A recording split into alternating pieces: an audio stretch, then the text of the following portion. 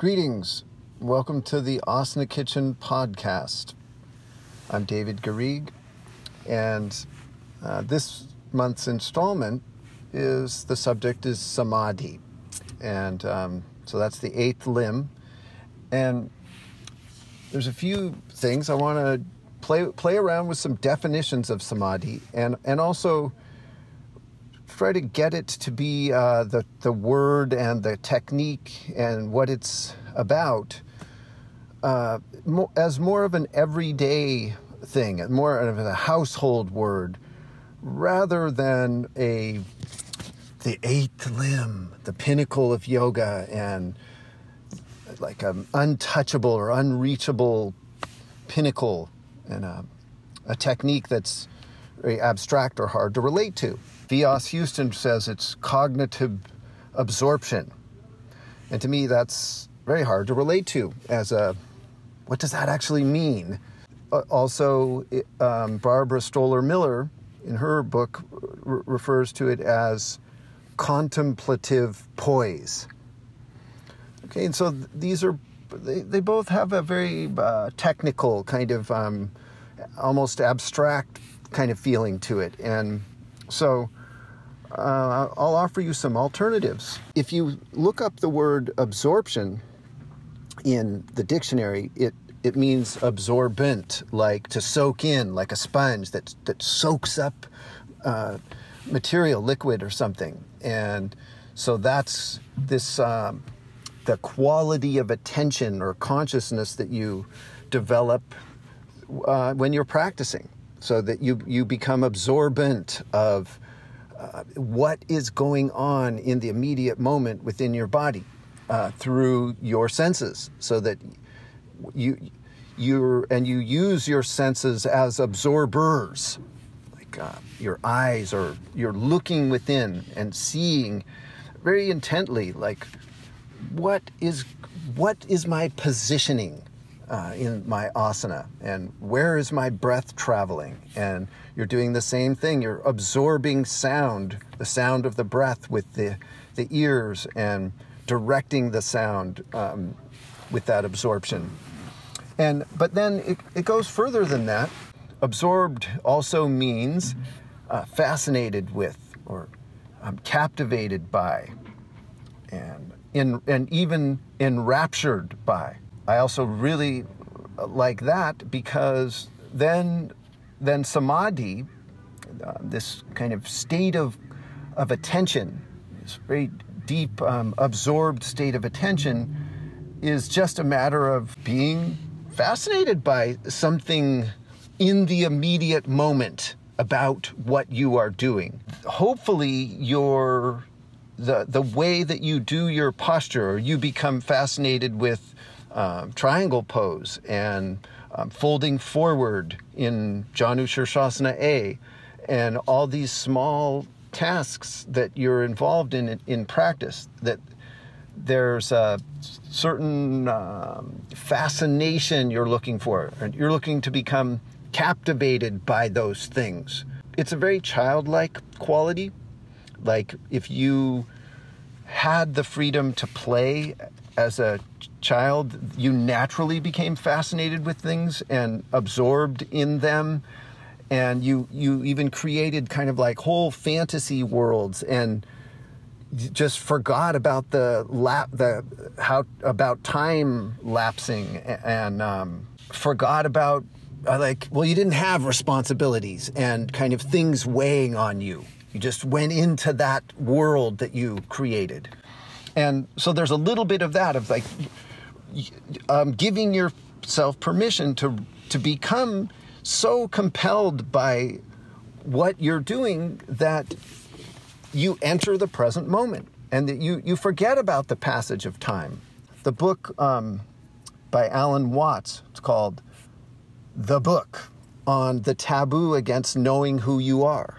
He says that kind of culturally, within the norms of society, and within educationally, and even socially, that the idea of withdrawing inwards and becoming very self-contained, and looking within is frowned upon, and that there's many forces kind of aligned against you doing that, and we take those on quite fully and become very externally oriented.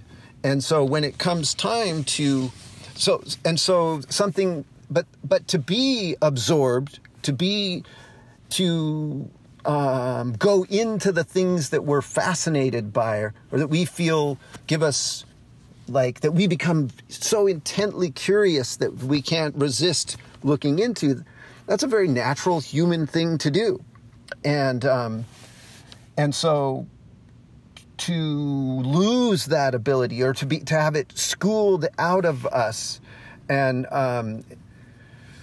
is very tragic and harmful, causes us a lot of suffering, and it makes us have to practice yoga, and to make this the fact of, like, cognitive absorption or contemplative poise a distant goal that we need to, like, practice for years to attain, and then like perceive reality and or have an awakening to the world around us. And so, but I'm saying that, and there's a natural process of kind of forgetting or getting caught in the outer life, in the responsibilities that we take on as we grow into adults. But then there's also a need to take up a practice that does help us to come back to that natural state of play, basically, is what we're talking about, is a very deep internal kind of interaction within ourselves that is really about play in the end.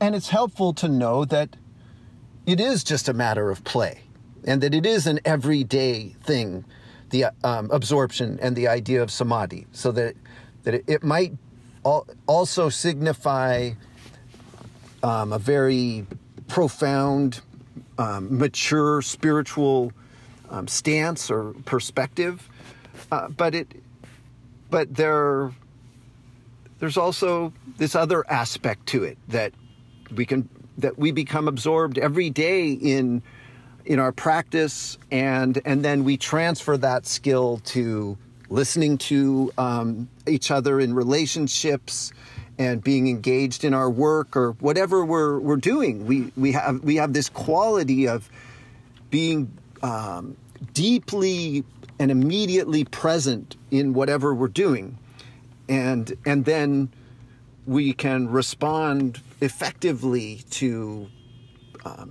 people and circumstances and obstacles and just anything that comes along. So there's that in terms of samadhi. And then there's another aspect that I want to work with you that's also can challenge the norm of, like, what we think of as samadhi, because the cognitive absorption or contemplative poise, it seems to always imply a certain detachment, this kind of aloof quality of not being pulled or attached to material things, right? And that, so it's like an unbiased state, whereas raga is the affliction of attachment, where we become overly attached to material things, and the wanting or the pull towards repeating experiences that bring us pleasure is something that leads us into out of awareness, into ignorance and into suffering. And samadhi is to pull out of that and to become somehow aloof or detached from materiality and to, like, in that sense, leave liking or loving behind. And yet to go into rapture is a state of bliss. It's a state of deep pleasure. And it's also a state that is concerned with beauty. Okay, so our aesthetic sense is awakened. And so samadhi is partly about our aesthetic. So what we become enraptured by is like aesthetically pleasing to us, that we find a certain beauty in whatever it is, the object that's compelling.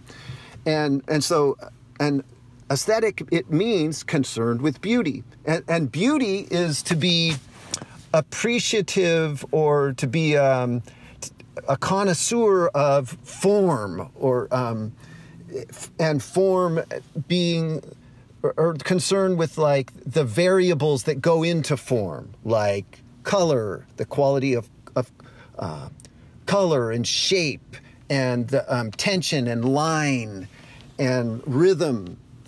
And so this kind of working with a sense of beauty is involved in samadhi.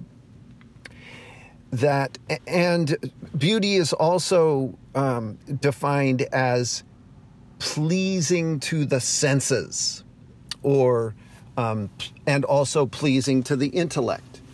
Okay, and so pleasing to your taste buds, to your eyes, right? That beauty is concerned with pleasing your eyes, pleasing your palate, and pleasing your ears. But so is raga, right?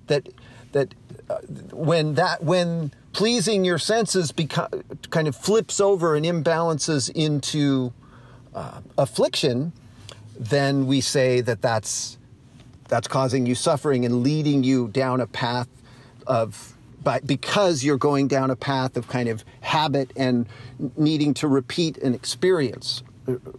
And so you've got this fine line then between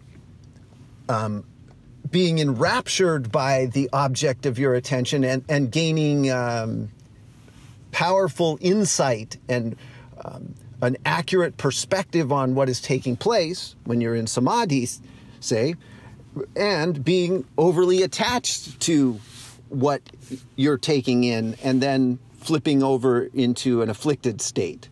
So I'm just giving you that interesting contradiction to think about, which is that samadhi is about pleasing your senses and your intellect and your sense of taste. And even though that can become corrupted and end up in the affliction that we call raga, which is one of the 5 afflictions, the root causes of pain. Okay, but you also, and then you need some kind of trust in yourself and in your ability to discern, to feel a state of samadhi, right? And so when we said that this idea of absorption there's a taboo against it, against really going in and knowing who you are and what you like and what you feel and what you think. So part of that is an attack on your senses, right? On what your taste buds like or what your sense of beauty or style is. And so I'm saying that you must honor that somehow, and very deeply find your aesthetic, your sense of beauty, and become a connoisseur of all the things that are important to you, a connoisseur of your asanas, of your breath, and anything else that you feel is worthy of coming to know to a profound degree. And a connoisseur means an expert. The word is an expert judge in matters of style or taste.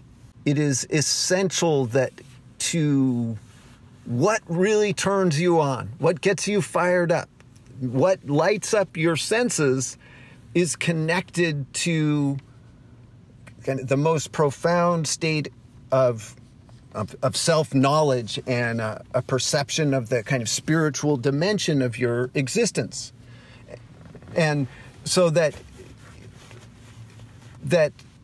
it's a very gross or low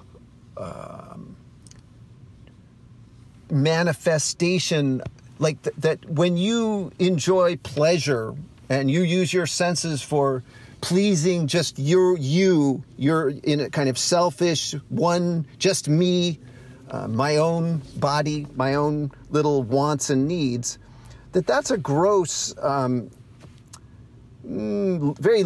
limited use of the quality of liking or absorption or enrapturement that the human being naturally goes into. And that when you use it for its highest purpose, when you become enraptured with worthy things, then that liking or that loving or that your aesthetic transcends you. It's not about my little body pleasing me. It's somehow connected to the greater unity that each of us shares in being alive.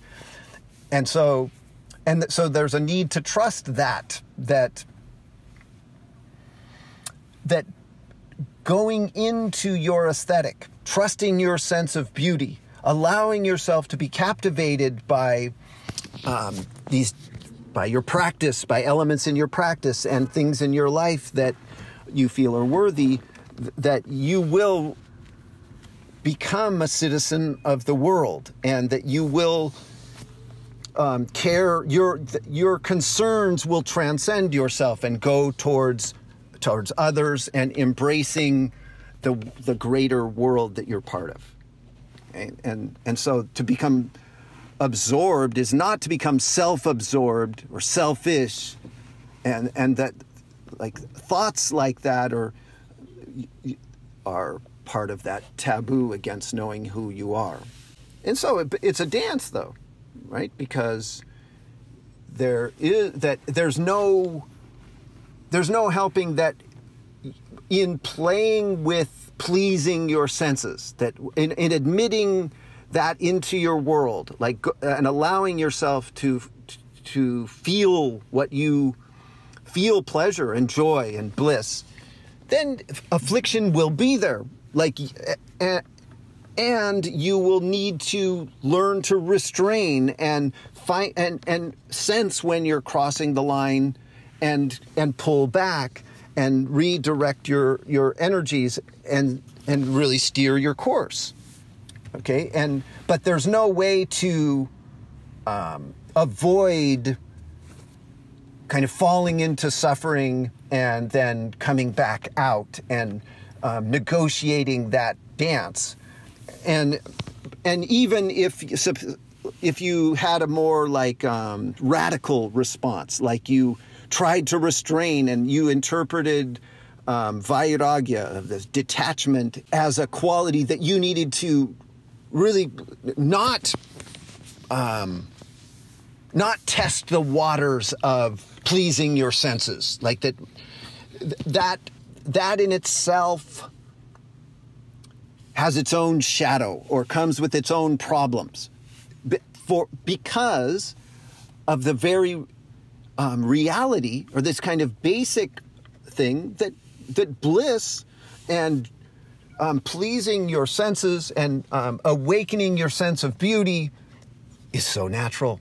That's a natural human thing to do, and it's a natural part of life. And that you can see nature spins out aesthetic forms and just traffics in beauty in amazing quantities everywhere.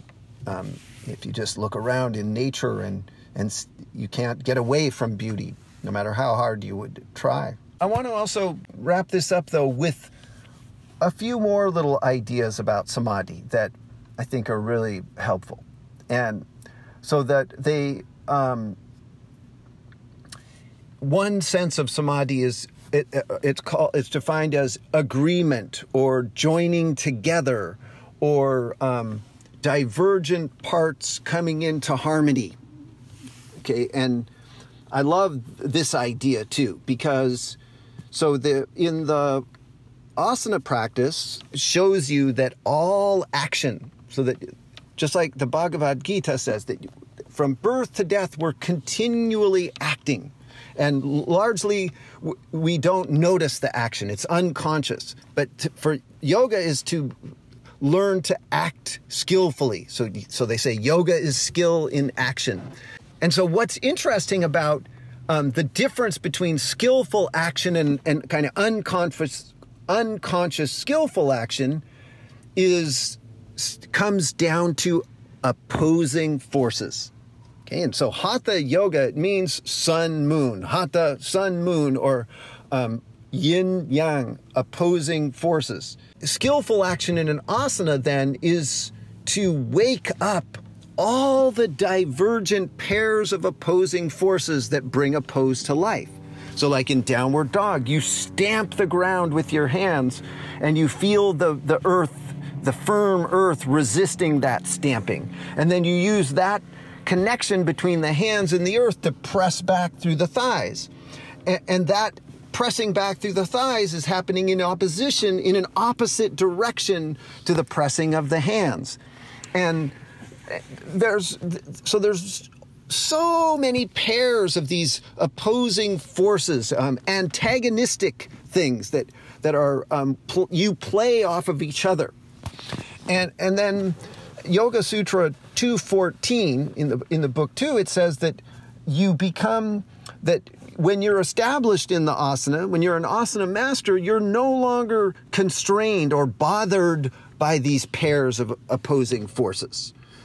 Okay, and this is the spirit of samadhi. So it's saying that there's a certain unity comes, a joining together, a harmonizing of parts. And so it happens in a way like, I would say energetically, there's a certain agreement that happens, an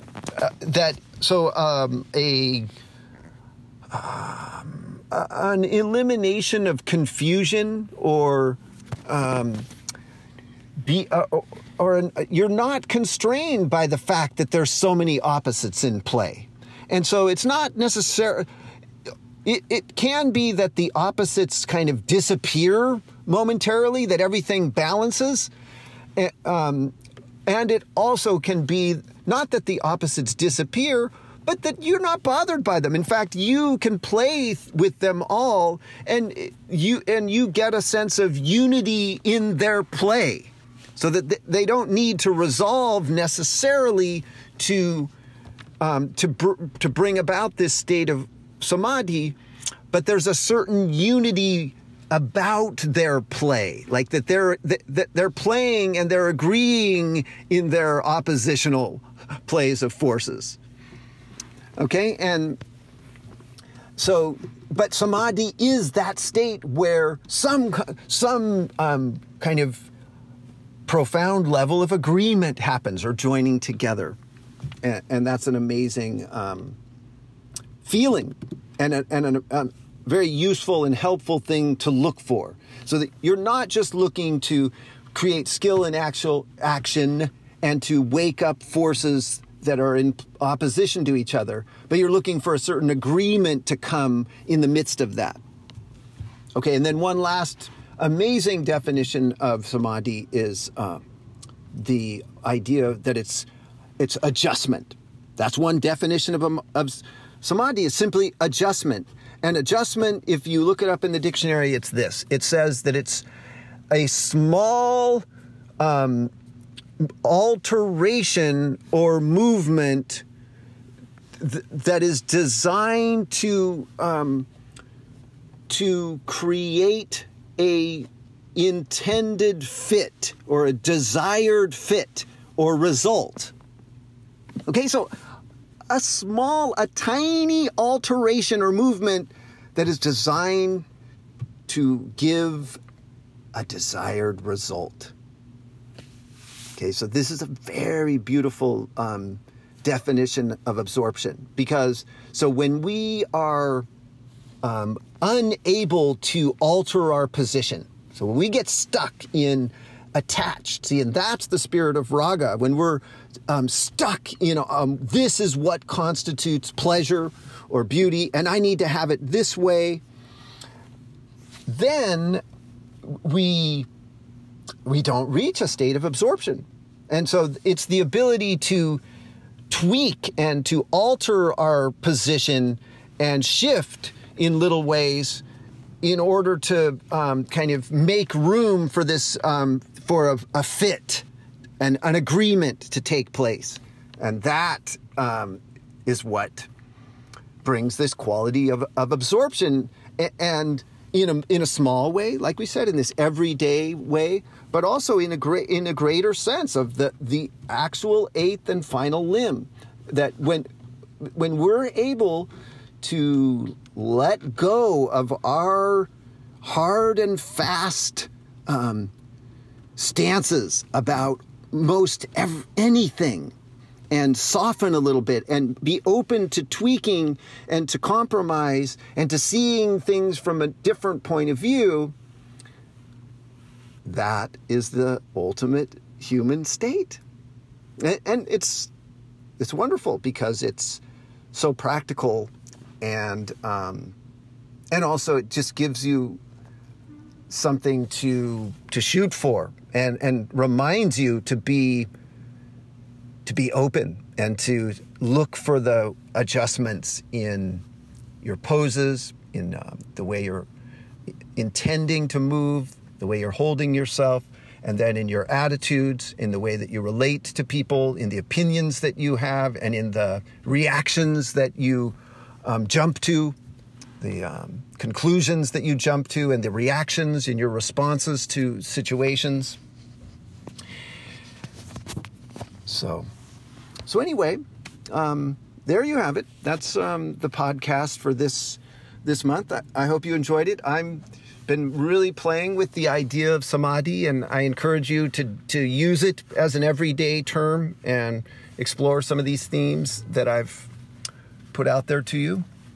Do want to remind you of my, I go to Kovalam, southern India, every February, but this year there's 7 weeks of MYSORE and plus extra classes, and I would love to work with any of you there and get some extended time to help give you some guidance in your practice. And those of you that watch me online and see my Asana Kitchen videos and follow me on Instagram, I'm better live, okay? And so I would love to see you and work with you, and yeah, so signing off for now. Thank you. Bye-bye.